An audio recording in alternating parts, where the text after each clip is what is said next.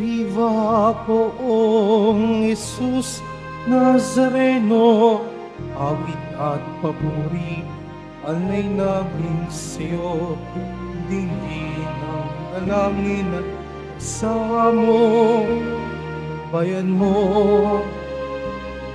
Viva poong Jesus Nazareno.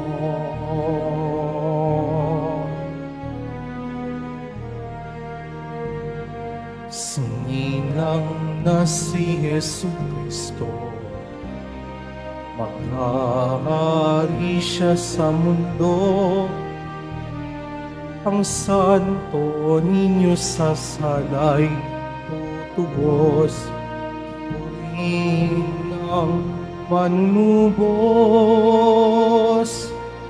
Viva poong Jesus Nazareno, awit at papuri, alay namin sa'yo, dinggin ang dalangin at pagsamo ng bayan mo. Viva poong Jesus Nazareno.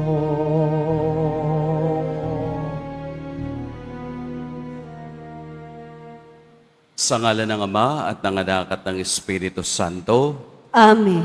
sumainyo ang Panginoon. At sumaiyo rin. Mga kapatid, aminin natin ang ating mga kasalanan upang tayo'y maging marapat gumanap sa banal na pagdiriwang.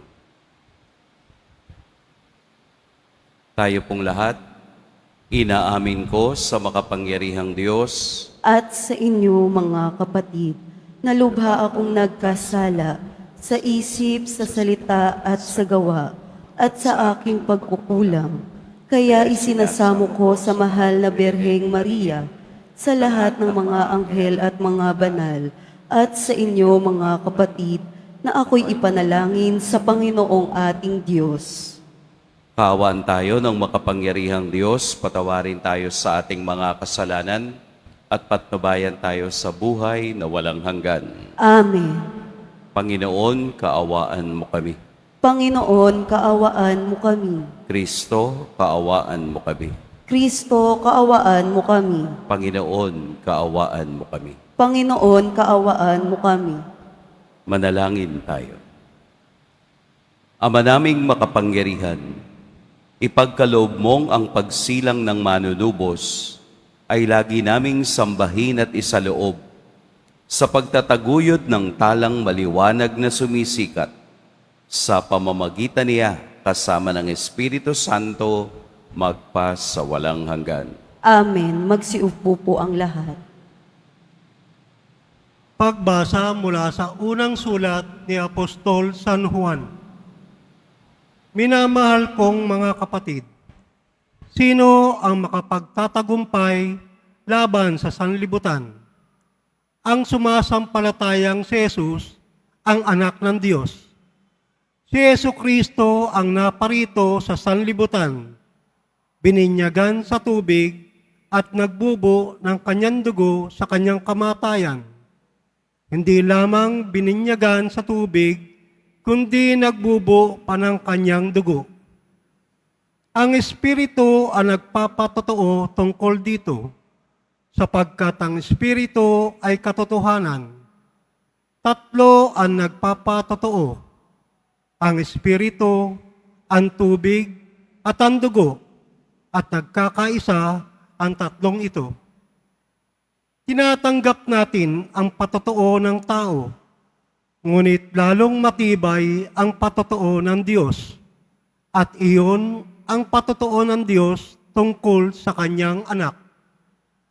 Ang sinumang nananalig sa anak ng Diyos ay naniniwala sa patotoong ito. Ngunit ang ayaw maniwala sa Diyos ay ginagawang sinungaling ang Diyos, sapagkat hindi siya naniniwala sa patotoo nito tungkol sa kanyang anak. At ito ang patotoo. Ipinagkaloob sa atin ng Diyos ang buhay na walang hanggan, at ito'y makakamtan natin sa pamamagitan ng kanyang anak. Ang pinanahan ng anak ng Diyos ay may buhay na walang hanggan. Ngunit wala nito ang hindi pinanananahan ng anak ng Diyos. Isinulat ko ito sa inyo upang malaman ninyo na kayong nananalig sa anak ng Diyos ay may buhay na walang hanggan. Ang salita ng Diyos. Salamat sa Diyos. Purihin mo, Jerusalem, ang Panginoong butihin.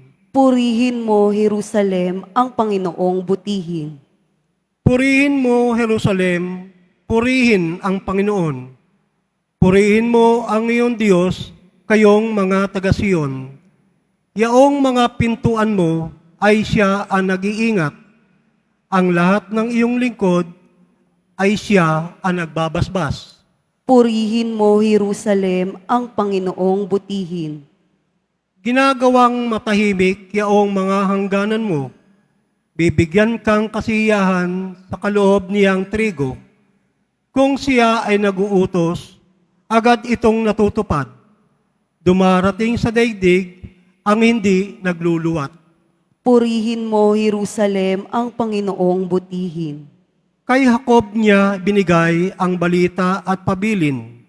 Ang tuntunit mga aral ibinigay sa Israel. Ang ginitong karapatan ay walang ibang bansa, pagkat hindi nila batid ang utos na itinakda. Purihin ang Panginoon. Purihin mo, Jerusalem, ang Panginoong butihin. Magsitayo po ang lahat.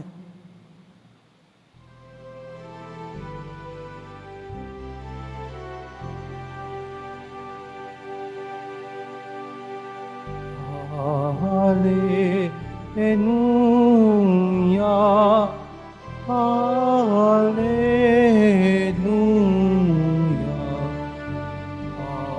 hallelujah,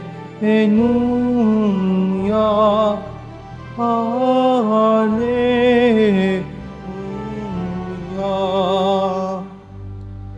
Ipinangaral ni Jesus ang paghahari ng Diyos, sakit ay kaniyang ginamot. Hallelujah, hallelujah, hallelujah,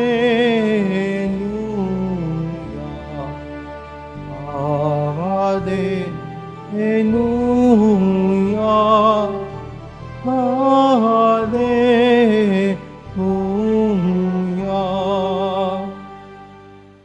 Sumainyo ang Panginoon. At sumayo rin. Ang mabuting balita ng Panginoon ayon kay San Lucas. Papuri sa iyo, Panginoon.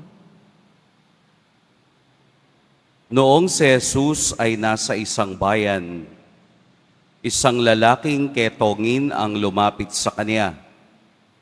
Pagkakita ng ketongin sa kanya, ito'y nagpatira pa at namanhik sa kanya.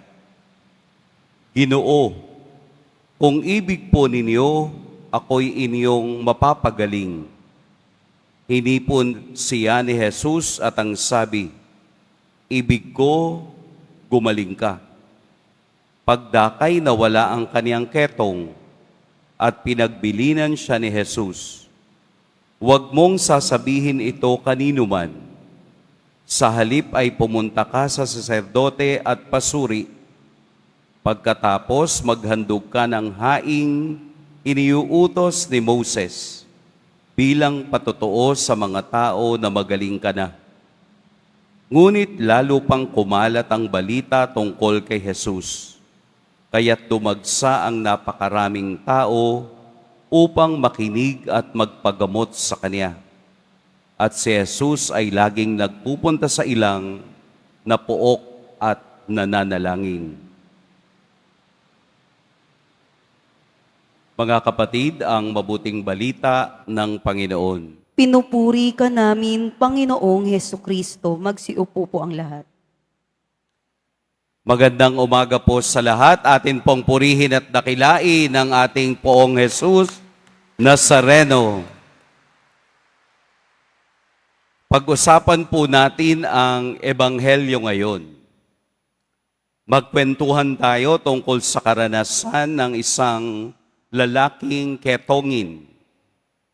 Unang-una, kailangan po muna nating tingnan ano ba ang nasa likod ng istorya ng lalaking ketongin. Unang-una, noong pong panahon ni Jesus, ang ketongin ay isang taong isinumpa. At kung ikaw ay meron nito, ikaw ay hindi pwedeng tumira sa isang bayan o sumama sa iyong pamilya o kaya naman ay sumamba sa templo. Ikaw ay binansagang madumi. Ang ketong ay unclean sa batas ni Moses. Kaya kung ikaw ay may ketong, ang pwede mo lang maging tahanan ay ang mga kuweba, kalakip o malapit doon sa kanilang bayan.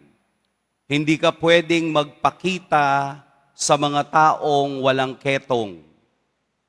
Kung magkakataon na mayroong dadaang tao doon sa lugar, ang taong may ketong ay sisigaw.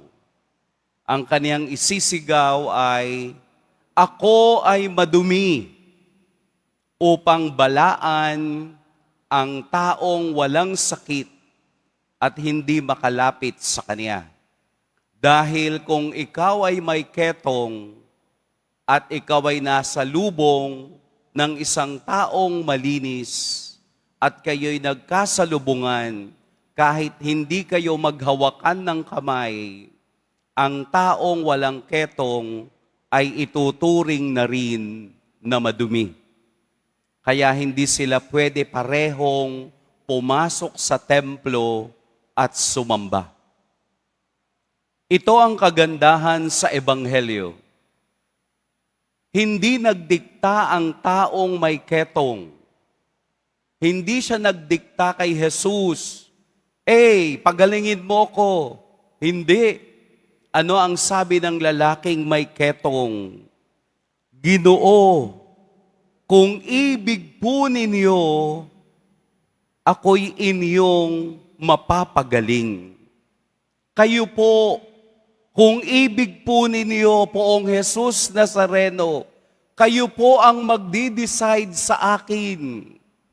Kung gusto ninyo kong gumaling, nasa sa inyo po iyon. Wala po sa akin. Napakaganda ng attitude nung lalaking ketongin. Hindi siya kailanman nagdikta sa Diyos kung ano ang gusto niya. Hinayaan niya na si Jesus, tinawag niyang Ginoo. Alam niya, iginalang niya. Nangangahulugang ipinasa Diyos niya, ipinasa niya kay Kristo kung ano ang mabuti sa Kanya. At ito yung maganda. Imbes na siya ang humawak kay Jesus, si Jesus ang humawak sa Kanya. Hindi natakot si Jesus na masabihang ikaw ay marumi. Bagkus nilinis niya ang lalaking may ketong at inutusan kung ano ang gagawin. Dahil sa kanilang batas, ang taong gumaling sa ketong ay kailangang magpakita sa pari nila o saserdote bilang katunayang siya ay malinis na at gumaling na upang siya ay payagan ng pumasok at magsakripisyo o mag-alay sa templo. Sinunod ng lalaking ito, pero mayroon pang dagdag. Dahil sa kaniyang natanggap na biyaya at himala, pinuri niya at kaniyang ibinalita sa iba ang kaniyang karanasan. Ginoo, Kung ibig po ninyo, mapapagaling ninyo ako. Lahat tayo ay may ketong. Huwag tayong magmalinis. Lahat tayo ay may kasalanan. Ang kasalanan ay katulad ng ketong na naghihiwalay sa atin sa biyaya ng Diyos. Lahat tayo'y may kahinaan. Lahat tayo'y may limitasyon. Walang perpekto sa atin. Lahat tayo may ketong na nakakahawa. Lahat tayo may sakit na ketong. Kaya nga tayo sumasamba sa Diyos. Kaya nga tayo naninikluhod sa Diyos. Kaya nga tayo yumayakap sa Diyos. Dahil tayo rin, katulad ng lalaking may ketong, ay sinasabi sa Diyos, kung gusto po ninyo, mapapagaling ninyo ako. Gayahin natin yung attitude ng lalaking may ketong. Ipinaubaya niya sa Diyos. Hinayaan niyang ang Diyos ang magdesisyon sa kanya.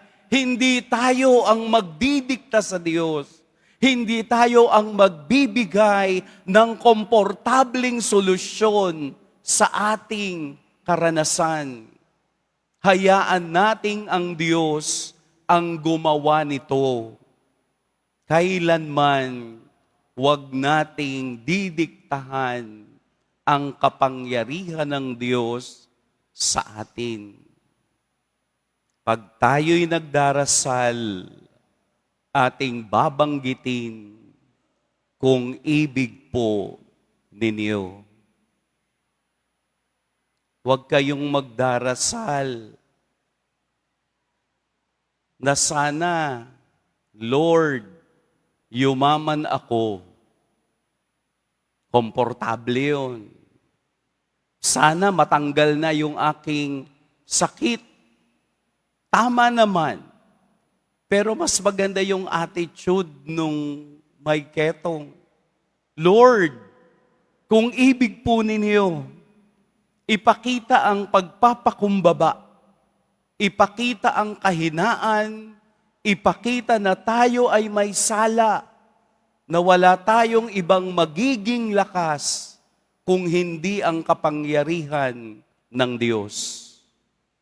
Ang ketong ay kahalintulad ng kasalanan. Hindi malilinis ng Diyos ang anumang bahid sa ating kaluluwa kung tayo'y hindi marunong tumanggap ng ating kasalanan at ng ating kahinaan. Kaya nga napakabuti ng Diyos. Inihahanda niya tayo palagi sa pagharap sa Kanya. Kaya nga bago mag-umpisa ang misa, ano ang ating binabanggit? Inaamin ko sa makapangyarihang Diyos. Seryosohin po ninyo yung part na yon, na ako'y nagkasala sa isip, sa salita, at sa gawa.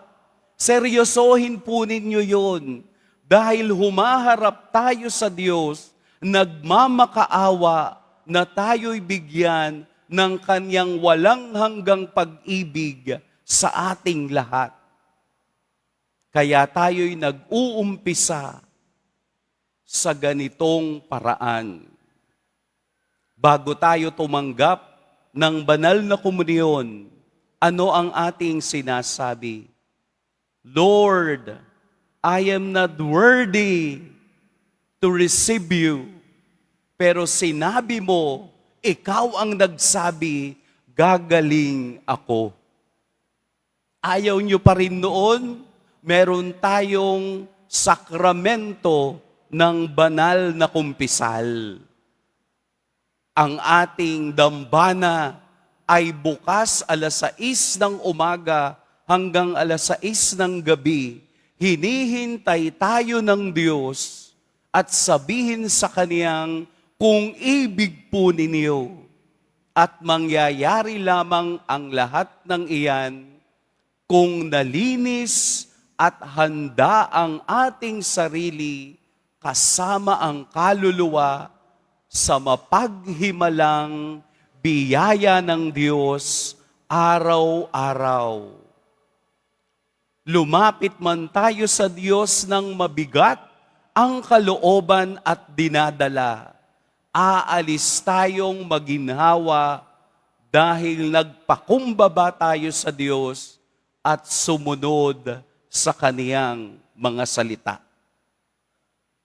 Kaya po sa araw na ito, ang ating dalangin sa Poong Jesus Nazareno, Lord, kung ibig po ninyo, hayaan nating ang Diyos ang gumawa ng paraan para sa ating lahat. Amen. Pagpalain tayo ng Poong may kapal. Magsitayo po ang lahat.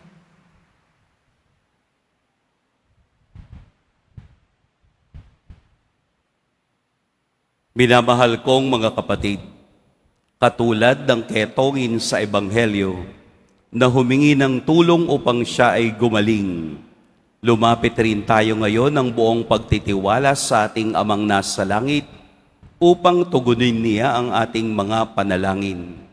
Ama, gawin mo kaming buo. Ama, gawin mo kaming buo. Ang simbahan naway hindi tumalikod sa kanyang tungkuling kumalinga sa mga itinakwil ng lipunan. Manalangin tayo. Ama, gawin mo kaming buo. Ang mga siyentipiko at mga mananaliksik ng medisina naway makatuklas ng lunas para sa mga di pangkaraniwang karamdaman. Manalangin tayo. Ama, gawin mo kaming buo. Ang aming pamayanan naway dumamay ng may pagmamahal at pagkalinga sa mga iniiwasan at pinandidirihang kasapi ng ating sambayanan. Manalangin tayo. Ama, gawin mo kaming buo. Ang mga pamilya, kamag-anak at kaibigan naway tumugon sa pangangailangan ng mga may sakit. Manalangin tayo. Ama, gawin mo kaming buo. Ang mga namatay kay Kristo naway tanggapin ng may pag-ibig at habag sa kaharian ng Diyos. Manalangin tayo. Ama, gawin mo kaming buo. Ama naming makapangyarihan, tulungan mo kaming tularan ng iyong halimbawa sa pamamagitan ng pagdamay sa mga taong hindi namin pinapansin. Dagdagan mo ang aming pananampalataya at tanggapin ang aming mga panalangin sa pamamagitan ni Kristong aming Panginoon. Amen. Magsiupo po ang lahat.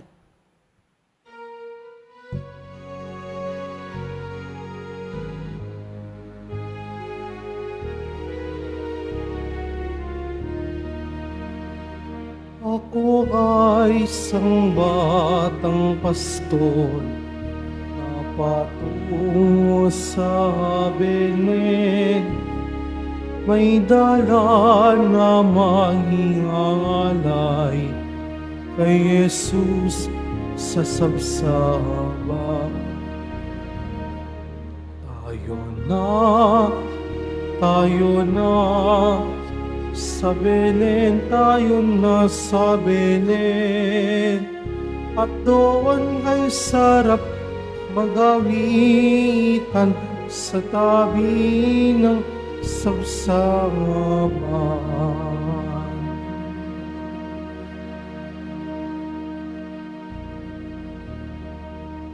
Magsitayo na po ang lahat. Manalangin kay mga kapatid upang ang paghahain natin ay kalugdan ng Diyos amang makapangyarihan. Tanggapin nawa ng Panginoon itong paghahain sa iyong mga kamay, sa kapurihan niya at karangalan, sa ating kapakinabangan at sa buong sambayanan niyang banal. Ama naming lumikha, tanggapin mo ang aming inihahaing mga alay upang ang pag-ibig mong aming ipinagdiriwang ay siya namin ngayong mapagsalusaluhan sa pamamagitan ni Hesukristo kasama ng Espiritu Santo magpa sa walang hanggan. Amen. Sumainyo ang Panginoon. At sumaiyo rin. Itaas sa Diyos ang inyong puso at diwa. Itinaas na namin sa Panginoon. Pasalamatan natin ang Panginoong ating Diyos. Marapat na siya ay pasalamatan. Ama naming makapangyarihan, tunay ngang marapat na ikaw ay aming pasalamatan sa pamamagitan ni Jesucristo na aming Panginoon. Sa katauhan ng iyong isinugong Mesiyas, nahayag sa amin ang katuparan ng iyong balak.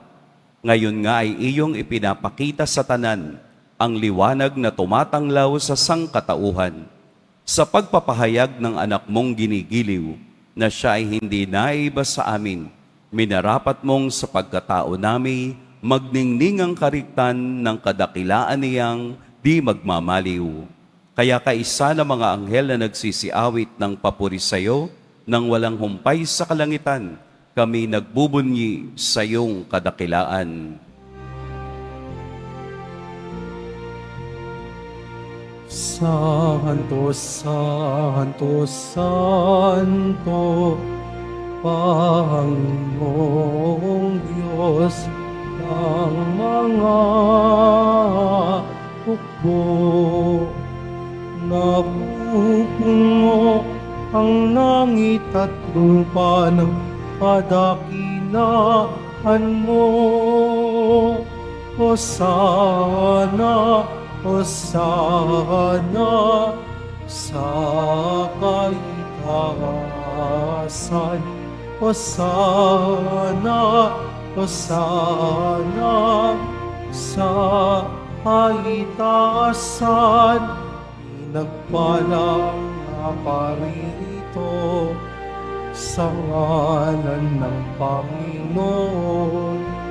Hosana, Hosana sa kaitaasan. Hosana, Hosana sa kaitaasan. Magsiluhod po ang lahat. Ama naming banal, ikaw ang bukal ng tanang kabanalan. Kaya't sa pamamagitan ng iyong Espiritu, gawin mong banal ang kaloob na ito upang para sa amin maging katawan at dugo ng aming Panginoong Hesukristo.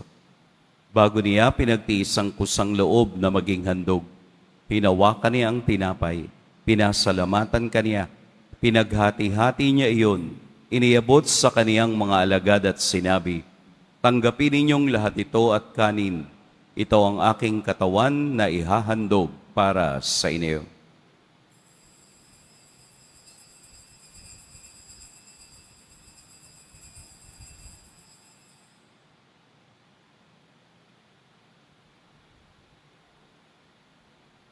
Gayun din naman, noong matapos ang hapunan, hinawakan niya ang kalis, muli kaniyang pinasalamatan, inabot niya ang kalis sa kaniyang mga alagad at sinabi, "Tanggapin ninyong lahat ito at inumin.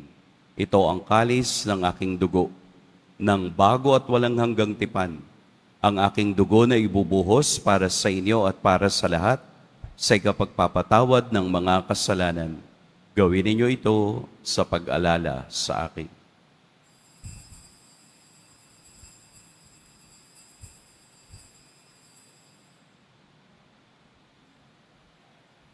Magsitayo na po ang lahat. Ipagbunyi natin ang misteryo ng pananampalataya. Si Kristo'y namatay, si Kristo'y nabuhay, si Kristo'y babalik sa wakas ng panahon. Ama, ginagawa namin ngayon ang pag-alala sa pagkamatay at muling pagkabuhay ng iyong anak. Kaya't iniaalay namin sa iyo ang tinapay na nagbibigay buhay at ang kalis na nagkakaloob ng kaligtasan. Kami nagpapasalamat dahil kami iyong minarapat na tumayo sa harap mo para maglingkod sa iyo. Isinasamo namin kaming magsasalo-salo sa katawan at dugo ni Kristo ay mabuklod sa pagkakaisa sa pamamagitan ng Espiritu Santo. Ama, lingapin mo ang iyong simbahang laganap sa buong daigdig.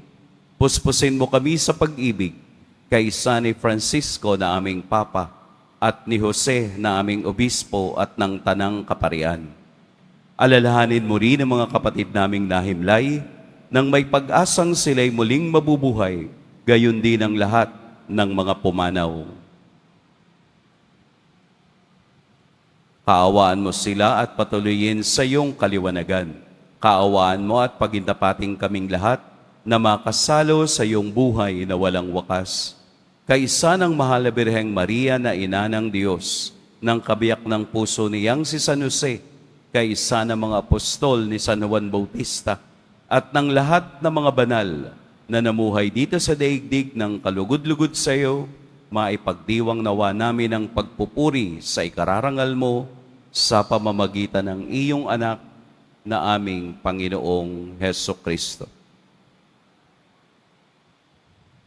Sa pamamagitan ni Kristo, kasama niya at sa Kanya, ang lahat ng parangal at papuri sa iyo, Diyos, Amang makapangyarihan, kasama ng Espiritu Santo, magpa sa walang hanggan. Amen. Amen. Amen. Sa tagubilin ng nakagagaling na utos at sa turo ni Jesus na Panginoon natin at Diyos, awitin natin ng lakas loob.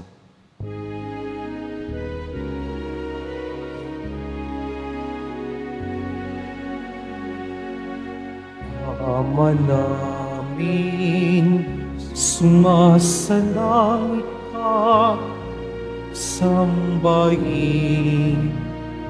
ang ngalan mo, mapasamin ang kaharian mo, sundin ang loob mo dito sa lupa para lang sa langit. Bigyan mo kami ngayon ng aming kakanin sa araw-araw. At patawarin mo kami sa aming mga sala para ng pagpapatawad namin sa nagkakasala sa amin.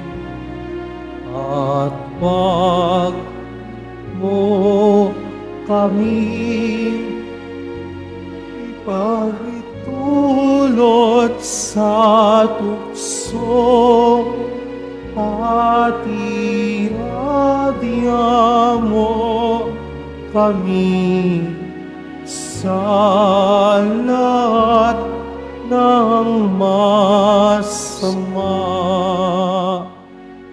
Hinihilig namin kami iadya sa lahat ng masama. Pagkalooban ng kapayapaan araw-araw, iligtas sa kasalanan at ilayo sa lahat ng kapahamakan. Samantalang aming pinananabikan ang dakilang araw ng pagpapahayag ng tagapagligtas naming si Heso Kristo. Sapagkat iyo ang kaharian at ang kapangyarihan at ang kapurihan magpakailanman. Amen. Panginoong Jesucristo, sinabi mo sa iyong mga apostol, kapayapaan ang iniiwan ko sa inyo, ang aking kapayapaan ang ibinibigay ko sa inyo. Tunghayan mo ang aming pananampalataya at huwag ang aming pagkakasala. Pagkalooban mo kami ng kapayapaan at pagkakaisa ayon sa iyong kalooban, kasama ng Espiritu Santo, magpa sa walang hanggan. Amen. Ang kapayapaan ng Panginoon naway laging sumainyong lahat. At sumaiyo rin. Magbigayan kayo ng kapayapaan sa isa't isa. Peace.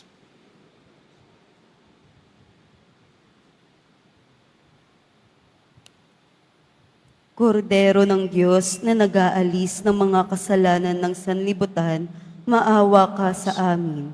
Kordero ng Diyos na nag-aalis ng mga kasalanan ng sanlibutan, maawa ka sa amin. Kordero ng Diyos na nag-aalis ng mga kasalanan ng sanlibutan, ipagkaloob mo sa amin ang kapayapaan.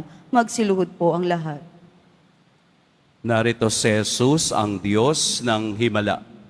Ito ang kordero ng Diyos. Ito ang nag-aalis sa mga kasalanan ng sanlibutan. Mapapalad ang inaanyayahan sa kaniyang piging. Panginoon, hindi ako karapat-dapat na magpatuloy sa iyo, ngunit sa isang salita mo lamang ay gagaling na ako.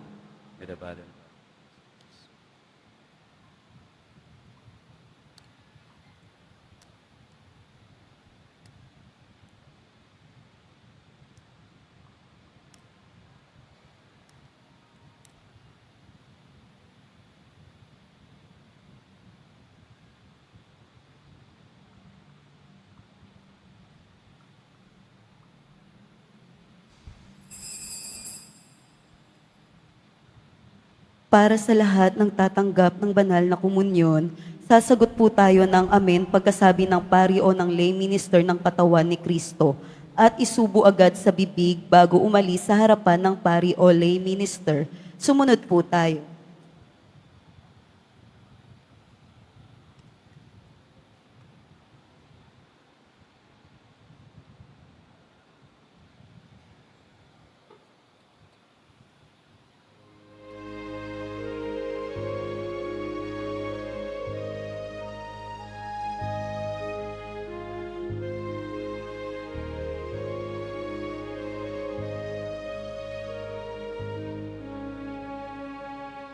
Sa mapayapa at tahimik na gabi, isinilang sa sabsaban ang sanggol na si Jesus upang ipadama ang pagmamahal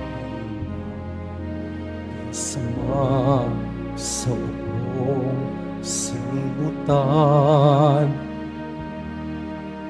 Anghel sa langit ay nag-aawitan, nagpupuri sa pagsilang ng buktong niyang anak upang ipadama ang pagmamahal niya at kaligtasan kung sanlibutan. May ligaya sa bawat ngiti ng tao. Dumating na ang araw ng Pasko. May pag-asa, may ligaya, may liwanag sa araw ng Pasko. Sa mapayapa at tahimik na gabi, isimulang sa sabsaban isang na si Jesus upang ipadamang pagmamahal ng Diyos Ama sa buong sanlibutan. May ligaya sa bawat ngiti ng tao. Dumating na ang araw ng Pasko. May pag-asa, may ligaya, may liwanag sa araw ng Pasko. Masdan ang liwanag ng tala sa dilim, ang sagisag ng kanyang paghahari.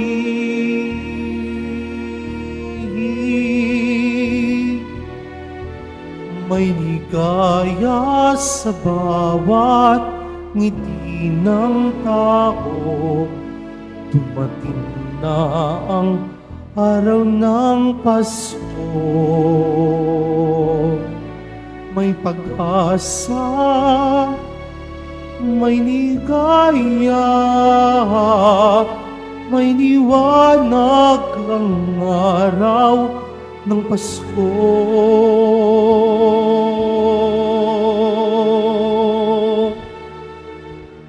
May liwanag ang araw ng Pasko.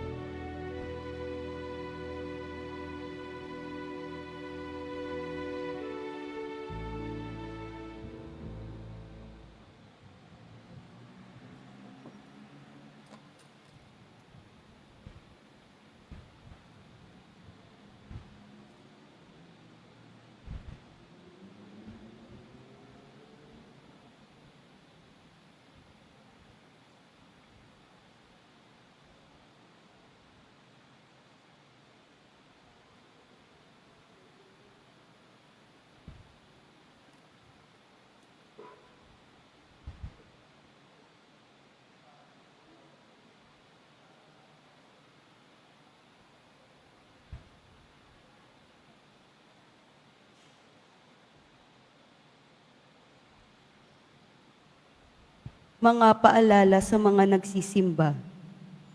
Pagkatapos ng misa, wiwisikan po ang lahat ng banal na tubig. Pinakikiusapan ang lahat na manatili lamang muna sa inyong mga lugar. Tanging sa Quezon Boulevard o sa Plaza San Juan lamang ang labasan ng lahat. Sumunod po tayo. Maraming salamat po sa inyong pagdalaw at pagsisimba sa Basilica Minor at Pambansang Dambana ni Jesus Nazareno. Magsiluhod po ang lahat at ating pong dadasalin ang banal na panalangin sa mahal na poong Jesus Nazareno. Mahal na poong Jesus Nazareno, banal ang iyong pangalan. Dinadakila at pinasasalamatan ka namin. Nagpakababa ka at sumunod sa kalooban ng Ama. Pinasan mo ang krus at nag-alay ng buhay para sa aming kaligtasan. Tanggapin mo ang aming dasal at sakripisyo. Itulot mo na kaming sumasamo ng buong katapatan at pagmamahal, magbahagi ng mabuting balita, magsisi at itakwil ang kasalanan at masama, at maghatid ng awa at kapayapaan sa aming kapwa. Ipinagkakatiwala namin sa iyo ang lahat-lahat sa amin. Ipinapanalangin namin ang mga nangangailangan ng iyong tulong. Ipinapaubaya namin sa iyo ang aming mga kahilingan. Itong aming pagdidibusyon at panata ay lalo nawang magpalapit sa amin sa iyo at sa aming kapwa. Upang nagmamahal at nagkakaisa kaming magtaguyod ng iyong kaharian dito sa lupa hanggang sa langit, na aming tunay na tahanan kung saan nagahari ka sa kaluwalhatian, magpasawalang hanggan. Amen. Magsitayo na po ang lahat. Manalangin tayo.